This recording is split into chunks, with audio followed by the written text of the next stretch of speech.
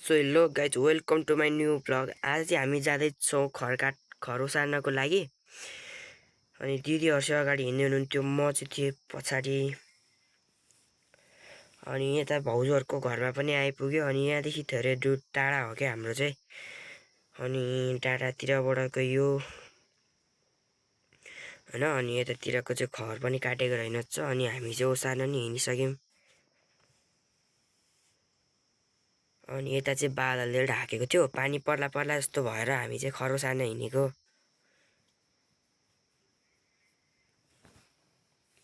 अनि गाइस तल चाहिँ दुधकोसी थियो होइन। अनि दुधकोसी चाहिँ मस्त बगिरहेको थियो क्या हरियो पानीमा होइन। अनि यता चाहिँ हाम्रो गाउँबाट देखिने हो यो चाहिँ डाँडाबाट। अनि यस्तो देखिन्छ, त्यो चाहिँ पालिका हो होइन। पालिकाभित्र चाहिँ सबैले के चढाइरहेको रहेछ। अनि हामी चाहिँ पुग्यो खर ओसार्ने ठाउँतिर।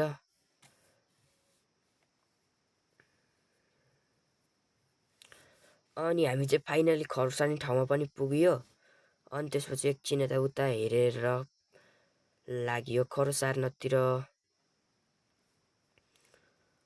पहिला खरेती बोटुले, अनि त्यसपछि लागे खर बोटुल्न। अनि त्यसपछि बोकेर म चाहिँ टुइमासतिर लाग्न थाल्छु।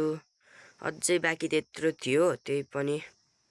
अनि फाइनली मैले चाहिँ माथि नै ल्याइसकेँ। अनि लागि तल दादाले चाहिँ खर बोकेर हिँड्दै हुनुहुन्थ्यो। अनि फाइनली हामीले चाहिँ खर पनि बोटुलिसक्यौँ। दिदीहरू चाहिँ फेरि यता बसिरहनु भएको थियो।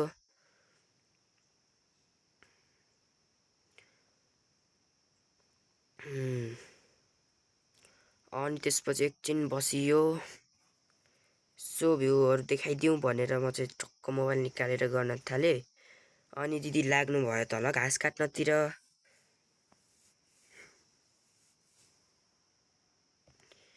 अनि दादाले चाहिँ मैले चाहिँ बाँस काटेर नि यहाँ खर राख्ने ठाउँ बनायौँ। अनि त्यसपछि खरहरू पनि हालेर रेडी गऱ्यौँ। अनि फाइनली खर पनि हालिसक्यो। अनि लाग्यो हामी घरतिर। अनि खर हराउने पो हो कि भनेर यसो गुनथुन गरिरहेको थियौँ। अनि पुग्यो हामी डाँडातिर। दिदीहरू चाहिँ अगाडि हिँडिरहनु भएको थियो, म चाहिँ सबैभन्दा लास्टमा थिएँ। अनि म चाहिँ घर पनि आइपुग्यो। अनि त्यसपछि एकछिन बसेँ।